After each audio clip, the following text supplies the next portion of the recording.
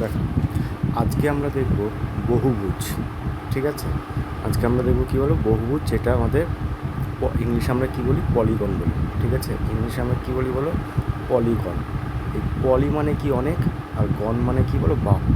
তার মানে পলিগন, এটা মানে হচ্ছে বহু অনেকগুলো ভুজ। ভুজ মানে কি বলো বাহু। ঠিক আছে, ভুজ মানে কি বলো বাহু। যেমন আমরা বলি ত্রিভুজ, তাই না? ত্রিভুজ, তা ত্রি মানে কি তিন, আর ভুজ মানে কি বাহু। যার তিনটে বাহু তাকে ত্রিভুজ বলি। চতুর্ভুজ, তাই তো। চতুর মানে কি চারটে, চতুর মানে কি চারটে, আর ভুজ মানে কি বাহু। যার চারটে বাহু তাকে আমরা কি বলি চতুর্ভুজ। ক্লিয়ার? তাহলে এখানে বহুভুজ মানে কি অনেকগুলো বাহু। এখানে সব বাংলায় সূত্র দেওয়া আছে। ঠিক আছে, এই বাংলা সূত্রগুলো আমাদের কাজে লাগবে, তোমাদের বুঝতেও সুবিধা হবে। এবং এগুলো আমাদের কোন পরীক্ষার জন্য ইম্পর্টেন্ট, এগুলো প্রত্যেকটা পরীক্ষার জন্য ইম্পর্টেন্ট। এগুলো আমাদের রাজ্য সরকারের পরীক্ষায় আসে, কিন্তু বিশেষ করে এখন যেটা আমাদের সামনে সবার টার্গেট সেটা হচ্ছে রেলওয়ে আর এসএসসি। এই দুটো পরীক্ষাতেই কিন্তু পলিগন থেকে অঙ্ক আসে। এই ভিডিওতে আমরা শুধুমাত্র পলিগনের সূত্র আর পলিগনের কনসেপ্ট আর পলিগনতে কীরকম প্রশ্ন আসে সেটা আমরা দেখব। ঠিক আছে, এবং রেলের প্রিভিয়াস ইয়ারের কোয়েশ্চেন আমরা পরের ভিডিওতে দেখব। এটাতে জাস্ট আমরা পলিগনটা নিয়ে আলোচনা করব। ঠিক আছে, তা দেখো প্রথমে কি বলেছে পলিগন। পলিগন মানে কি বললাম বলো, পলিগন মানে হচ্ছে বহুভুজ। ঠিক আছে, যেটা আমি বললাম। এই পলিগনের ডেফিনেশনটা কি? বহুভুজ হলো একটি দ্বিমাত্রিক আকৃতি। দ্বিমাত্রিক মানে কি 2D। ঠিক আছে, 2D মানে কি যার দুটো মাত্রা, যেমন দৈর্ঘ্য আর হচ্ছে কি বলো প্রস্থ। এই দৈর্ঘ্য আর প্রস্থ কটা মাত্রা হলো? দুটো মাত্রা হলো। যেমন ত্রিভুজ, এর দৈর্ঘ্য আছে প্রস্থ আছে, তাই না? রেক্ট্যাঙ্গেল, এর দৈর্ঘ্য আছে প্রস্থ আছে, কিন্তু এর উচ্চতা নেই, হাইট নেই। যদি হাইট থাকতো তাই 2D হতো না, এটা তখন হয়ে যেত 3D। বোঝা গেল? তাহলে পলিগন একটা কী আকৃতি? 2D আকৃতি। ঠিক আছে, এই বলে দিয়েছে দেখো, একটি একটি দুই মাত্রা মানে 2D, 2 ডাইমেনশনাল রয়েছে, যার মধ্যে দৈর্ঘ্য এবং কী আছে বলো প্রস্থ। একটি বহুভুজে অন্তত 3 বা তার বেশি বাহু থাকে। তার মানে বহুভুজ মানে কটা বাহু থাকবে? 3 অথবা তার বেশি বাহু থাকবে, তাকে আমরা বলবো বহুভুজ। এবার বহুভুজের কিছু উদাহরণ দেখে নাও। যেমন কি ট্রাই, ট্রাই মানে কি 3, যার 3টে বাহু তাকে বলা হয় আমরা ট্রায়াঙ্গেল মানে ত্রিভুজ। কোয়াড্রি, এই কোয়াড্রিটেরাল মানে যার 4টে বাহু তাকে বলি আমরা চতুর্ভুজ। পেন্টাগন, যার 5টা বাহু তাকে বলি আমরা পঞ্চভুজ। হেক্সাগন, হেক্সাগন যার 6টা বাহু তাকে আমরা বলি ষষ্ঠভুজ। তারপরে 7টা বাহু থাকলে হেপ্টাগন, 8টা বাহু থাকলে অক্টাগন, 9টা বাহু থাকলে ননাগন, 10টা বাহু থাকলে ডেকাগন। তাহলে এই সবগুলো হচ্ছে পলিগনের উদাহরণ, কারণ এখানে প্রত্যেকটাতে দুটো করে বাহুর বেশি আছে। ঠিক আছে, উদাহরণ ত্রিভুজ, চতুর্ভুজ, তাই না? এগুলো সব দুটোর বেশি আছে। এবার হচ্ছে পলিগনের প্রকারভেদ। পলিগনকে ভাগে ভাগ করা যায়? পলিগনের টাইপ, পলিগনকে ভাগে ভাগ করা যায়। একটা হচ্ছে সাইডের অনুযায়ী, একটা হচ্ছে কোণ অনুযায়ী। On the basis of the side, on the basis of the angle. Angle মানে কী বলো কোণ, আর সাইড মানে কী বলো বাহু। তার মানে একটা পলিগনকে দুরকমভাবে ভাগ করা যায়, একটা সাইড অনুযায়ী, একটা হচ্ছে কোণ অনুযায়ী। তাহলে কোণ অনুযায়ী সাইড অনুযায়ী কীভাবে ভাগ করা যায়? সাইড অনুযায়ী দুটো, একটা হচ্ছে রেগুলার, একটা হচ্ছে ইরেগুলার। আর অ্যাঙ্গেলের উপর কি দুটো, একটা হচ্ছে কনভেক্স, একটা হচ্ছে কনকেভ। এবার দুটো, এই চারটে আমরা বুঝবো কোনটা রেগুলার, কোনটা ইরেগুলার, কোনটা কনভেক্স, কোনটা কনকেভ। ক্লিয়ার? প্রথমে আমরা বুঝবো বাহু অনুযায়ী। ঠিক আছে, বাহু অনুযায়ী দুরকম ভাগে ভাগ করা যায়, একটা রেগুলার, একটা irregular. On the basis of the side, side অনুযায়ী দুরকম ভাগে ভাগ করা যায়। প্রথম ভাগটা কি? Regular polygon. রেগুলার পলিগন মানে কি? যেসব বহুভুজে সমান বাহু ও কোণ আছে, মানে যেই বহুভুজে কী বলো বাহু তিনটেই সমান। ধরো এটা একটা সমবাহু ত্রিভুজ, যার 3টে বাহুই সমান, তাই তো। 3টে কোণ সমান।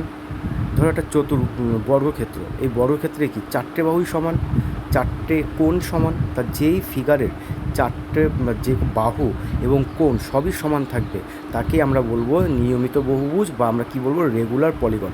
বোঝা গেল? ডেফিনেশনগুলো মুখস্থ রাখবে। উদাহরণস্বরূপ কি? একটি সমবাহু ত্রিভুজ, যেটা আমি তোমাদের উদাহরণ বললাম, এই একটা সমবাহু ত্রিভুজ যার 3টে বাহুই সমান। একটি ত্রিমুখী নিয়মিত ত্রিভুজ, মানে এটা 3টে বাহু আছে, 3টে কোণ আছে, সবই সমান। ক্লিয়ার? এবার আমরা দেখব ইরেগুলার পলিগন। ঠিক আছে, ইরেগুলার পলিগন। ইরেগুলার পলিগন কি? অসমবাহু, যার 3টে বাহু বা যে কটা বাহু থাকুক না কেন অসমান। ধরো এটা কি সমবাহু ত্রিভুজ, 3টে বাহু সমান, কিন্তু ধরো এর কি 3টে বাহু কি সমান না? এর তো 3টে বাহু সমান না, তাই একে আমরা বলবো ইরেগুলার পলিগন। এটা অনিয়মিত বহুভুজ। এবং এখানে কিছু অনিয়মিত বহুভুজের উদাহরণ দেওয়া আছে। দেখো 3টে বাহু দেখো অসমান, এখানে দেখো 4টে বাহু অসমান, এখানে যে কটা বাহু আছে প্রত্যেকটা বাহু দেখো অসমান। তার মানে যেই মানে পলিগনের বাহুগুলো অসমান, কোণগুলো অসমান, তাকে আমরা বলবো ইরেগুলার পলিগন। ক্লিয়ার?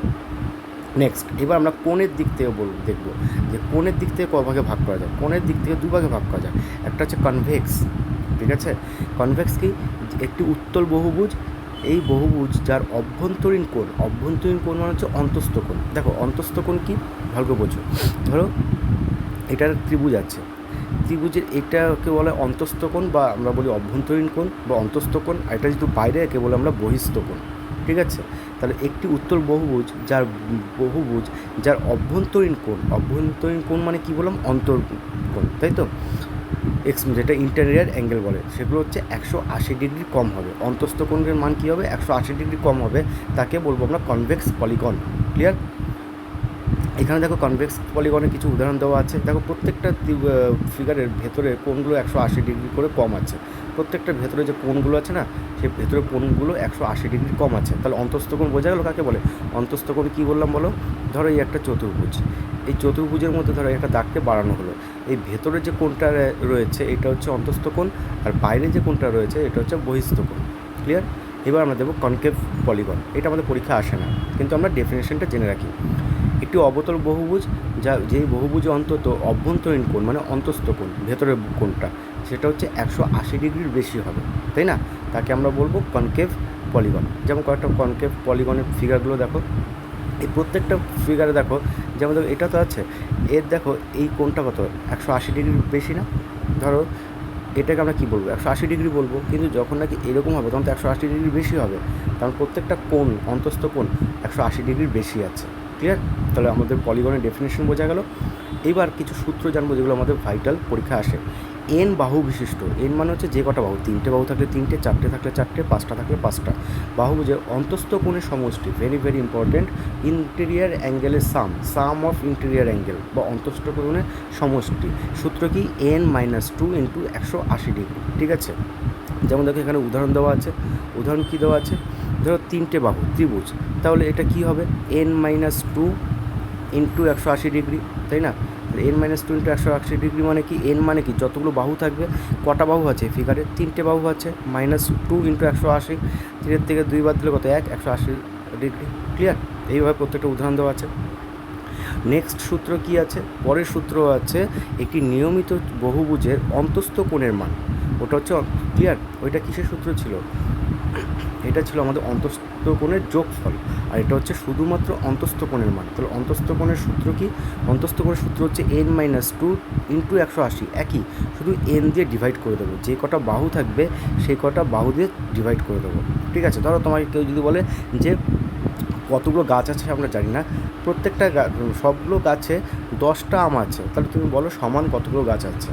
ঠিক আছে? ধর এক একটা গাছে 5টা করে ফল হয়, তাহলে 10টা গাছ আছে, তা টোটাল কতগুলো আছে? আমি 5 দিয়ে ভাগ করে দেবো, 2টো গাছ আছে।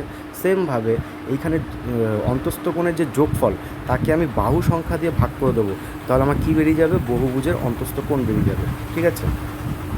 তারপরে কি বলেছে? এন বাহু বিশিষ্ট, এই সূত্রগুলো কিন্তু মাথায় রাখবে, এগুলোই কিন্তু আমাদের কাজে লাগবে। ঠিক আছে? এন বাহু বিশিষ্ট, এন মানে যতগুলো বাহু আছে সেই বাহু বিশিষ্ট বহিস্থ কোণের যোগফল। বহিস্থ কোণের যোগফল কত? 360 ডিগ্রি। বহিস্থ কোণ কোনটা? যেটা আমি বললাম, ধরো এই একটা ফিগার, এই যে বাইরের কোণ, এই বাইরে যতগুলো বহিস্থ কোণ থাকবে, এই বাইরে যতগুলো বহিস্থ কোণ থাকবে সব বহিস্থ কোণের যোগফল কত? 360 ডিগ্রি। ক্লিয়ার? তারপরে কি আছে?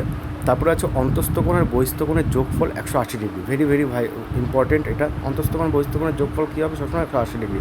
ধরো এটা হচ্ছে অন্তস্থ কোণ আর এটা হচ্ছে বহিস্থ কোণ, তা দুটো কোণের যোগফল কী হবে? সবসময় 180 ডিগ্রি হবে। ঠিক আছে? প্রতিটি অন্তস্থ কোণের, এবার কী বলেছে দেখো, প্রতিটি বহিস্থ কোণে ইংলিশকে আমরা কী বলবো? Exterior angle. ঠিক আছে? বহিস্থ কোণের বাহু কোণ প্রতিটি বহিস্থ কোণের মান চেয়েছে 360 degree by N. 360 degree by কী বলো? এন। এন মান হচ্ছে বাহু সংখ্যা, আর বহিস্থ কোণের মান যদি বাহু সংখ্যা চায় তাহলে 360 ডিগ্রি বাই কী বলো? Exterior angle, E for exterior angle. বহিস্থ কোণের বাহু সংখ্যা যদি চায় তা 360কে তুমি এক্সটেরিয়ার অ্যাঙ্গেল দিয়ে ভাগ করে দেবে। ঠিক আছে? ধরো এক্সটেরিয়ার অ্যাঙ্গেল কি দুই বলে? একটা পলিগনের বহিস্থ কোণ 60 ডিগ্রি, তাহলে তার কতগুলো বাহু আছে? তো 360কে তুমি 60 দিয়ে ভাগ করে দেবে। ক্লিয়ার? তারপর দেখো বহুভুজের কর্ণ সংখ্যা, এটাও মাথায় রাখতে হবে। বহুভুজের কর্ণ সংখ্যার সূত্র কি n × n-3/2, বোঝা গেল? মোটামুটি এই কটা সূত্র জানলে তোমার পলিগন হয়ে যাবে, ঠিক আছে? এবার দেখো এখানে কিছু উদাহরণ দেওয়া আছে, কিছু এক্সাম্পল দেওয়া আছে, এগুলো নিজেরা একটু পড়বে বাড়িতে।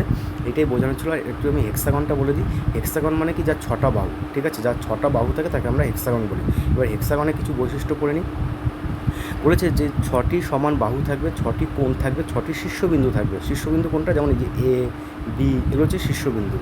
অন্তস্থ কোণের সমষ্টি কত, 720 সমান, ঠিক আছে? কেন অন্তস্থ কোণ? কারণ এখানে কটা থাকবে তোমার, এখানে হচ্ছে 6 থাকবে, তাই না? তাহলে এটা হচ্ছে কত বলে, অন্তস্থ কোণের সমষ্টি কত, 720 ডিগ্রি। আর অন্তস্থ কোণ হচ্ছে একটা, অন্তস্থ কোণ যদি 120 ডিগ্রি হয় তাহলে বহিস্থ কোণ কত হবে, 60 ডিগ্রি হবে।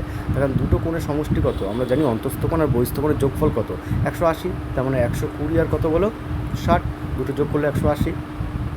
6টি সমবাহু, এবার কী বলেছে দেখো, একটি 6টি সমবাহু ত্রিভুজ দিয়ে গঠিত হয়। নিয়মিত ষড়ভুজের ভেতরে 9টি কর্ণ আঁকা যায়। তার মানে ষড়ভুজের ভেতরে কতগুলো কর্ণ আছে, 9টা কর্ণ আছে, ঠিক আছে? এবং মাথায় রাখবে যে ষড়ভুজ তৈরি হয় 6টা সমবাহু ত্রিভুজ দিয়ে। যেই ত্রিভুজের 3টে বাহু সমান তাকে আমরা বলি সমবাহু ত্রিভুজ। এরকমভাবে 6টা সমবাহু ত্রিভুজ দিয়ে একটা ষড়ভুজ তৈরি হয়। আর সমবাহু ত্রিভুজের ক্ষেত্রফলের সূত্র কি, সমবাহু ত্রিভুজের ক্ষেত্রফলের সূত্র হচ্ছে √3/4 × বাহু স্কোয়ার। তাহলে এরকমভাবে কটা সমবাহু ত্রিভুজ দিয়ে ষড়ভুজ তৈরি হয়, 6টা, তাই 6 গুণ করে দাও, ঠিক আছে? সমবাহু ত্রিভুজের ক্ষেত্রফলের সাথে 6 গুণ করে দিলে তোমার হেক্সাগনের ক্ষেত্রফল বেরিয়ে যাবে। ক্লিয়ার? এবার এর উপরে কিছু উদাহরণ দেওয়া আছে, সাইড দেওয়া আছে, কিছু অঙ্ক উদাহরণ দেওয়া আছে, ঠিক আছে? যেগুলো লাগবে সেগুলো আমি বলে দিলাম। এবং অক্টাগনটা একবার আমরা একটু দেখব। অক্টাগন কি, অক্টাগন হচ্ছে যার 8টা বাহু থাকবে তাকে আমরা অক্টাগন বলবো, ঠিক আছে? এবার অক্টাগনের বিভিন্ন ক্যারেক্টার বলে দিয়েছে, যার 8টা বাহু থাকবে, যার 8টা কোণ থাকবে, ঠিক আছে? 8টা কোণ থাকবে, আর 20টা কর্ণ থাকবে, ঠিক আছে? এবং প্রত্যেকটা কোণ 135 ডিগ্রি করে হবে। এবং এই অক্টাগনে দেখো ক্ষেত্রফল বলে দিয়েছে 2 × √2 + 1² পেরিমিটার বলে দিয়েছে 8a, ঠিক আছে? এই সূত্রগুলো একটু মাথায় রাখবে। সবথেকে খুব ইম্পর্টেন্ট যেটা তোমার কাজে লাগবে সেগুলো আমি বলে দিই। কোনগুলো মুখস্থ রাখবে, পলিগন থেকে সূত্র। নাম্বার 1 এইটা, নাম্বার 2 হচ্ছে তোমার, নাম্বার 2 হচ্ছে এইটা, ঠিক আছে? নাম্বার 3 হচ্ছে এইটা, নাম্বার 4 হচ্ছে এইটা, ঠিক আছে? তারপরে হচ্ছে তোমার এইটা, এটা, এইটা। এই কটা সূত্র মাথায় রাখবে, ব্যাস। তাহলে আর পলিগনতে কিচ্ছু লাগবে না। বাকিগুলো একটু ওভারথ্রু এই পিডিএফটা একটু পড়ে নেবে, ঠিক আছে? এবং এর উপরে বেস করে রেলের প্রিভিয়াস যা অঙ্ক দিয়েছে এই পর্যন্ত, সেটা আমরা পরের ভিডিওতে দেখব। সবাই একবার দেখে নিন, ঠিক আছে?